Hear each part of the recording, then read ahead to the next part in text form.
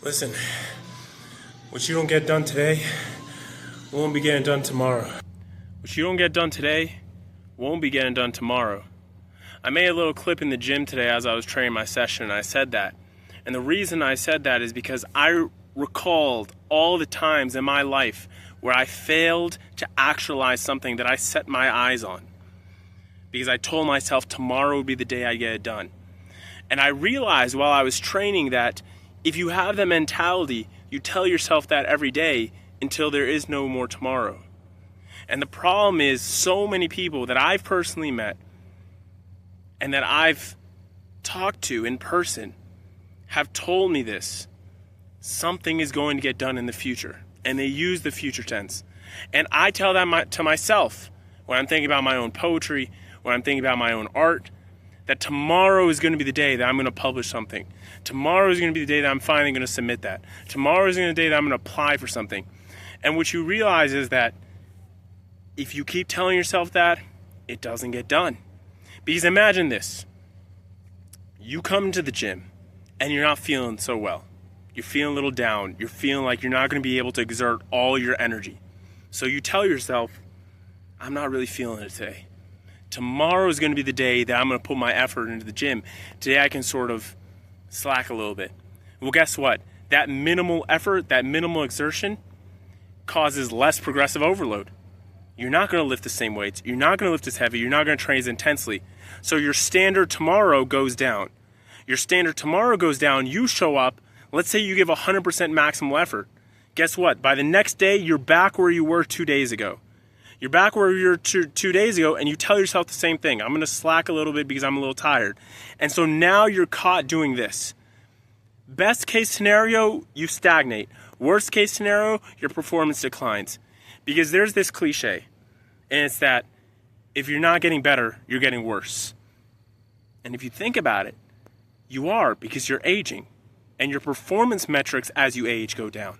Now you can say something like, okay, well, how about in the field of writing? Or something that's more mental.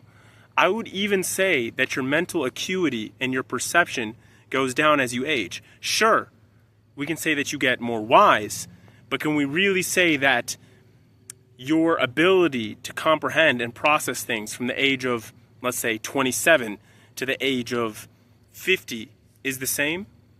Maybe. But what if you put all your effort, all your marbles in the basket from when you were 27 to your 50? Then when you're 50, you're God tier. You're just superior, right? You're superior to the you that would have existed had you slacked from 27 to 50. And so that's what I'm trying to say here, is that what's typically holding people back is this sense of procrastination. And the reason they procrastinate isn't because they're busy. A lot of people tell themselves that lie. I'm too busy to get it done. Now, there are exceptions to the rule. Sometimes you are busy. But here's the problem. If you don't deal with the busyness, if you don't clear out the clutter, that opportunity becomes a missed window. Because you only have so much time to act on something that you're passionate about. Whether it's a dream, a goal, or a desire. Ideas are not here to stay. They come and they go. And so if you don't act on it, it goes and it withers away. Now you can always hop on the next train and get the next idea. But that idea that you initially held as something you wanted to pursue and accomplish and put out into the world, yeah, that's gone. That ship has sailed.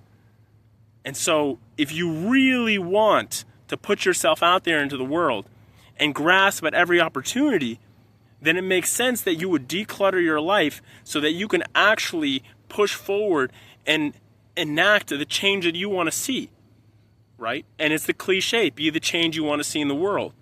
And so many people won't do that because of Excuses.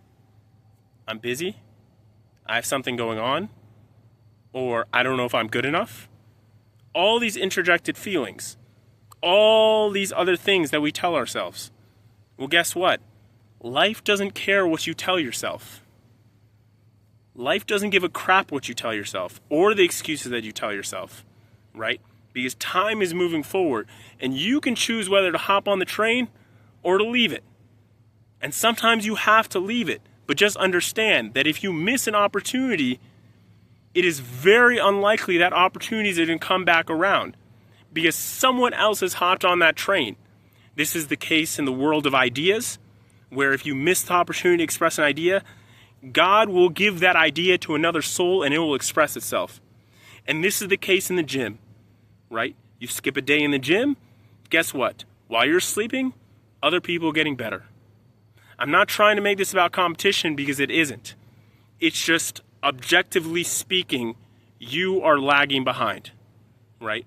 And you have to ask yourself, are you comfortable with that fact? Are you comfortable with not being the best form of yourself?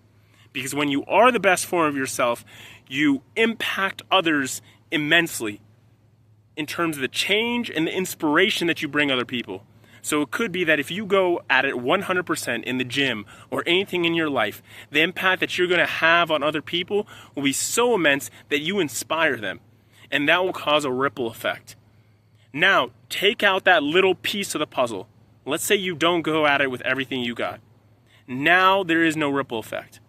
Now that inspiration does not move on throughout the world, and it does not boomerang back to you.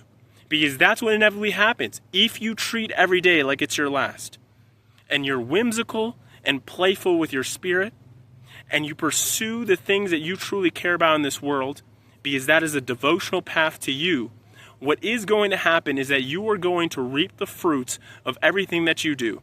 And everything will come back, and it will boomerang back to you. And then you can be in this process where something comes to you and you spit it back out. Comes back to you and you spit it back out. To the point where it's a cycle. And when you're in that level of communion, right, with your soul, with your spirit, and what some call God, when you're in that level of deep spiritual communion of self, there is nothing that is going to stop you from accomplishing whatever your heart desires. But it means that you have to be committed to your heart. It means that regardless of how you feel about yourself, you have to be honest with yourself and follow your heart to the core.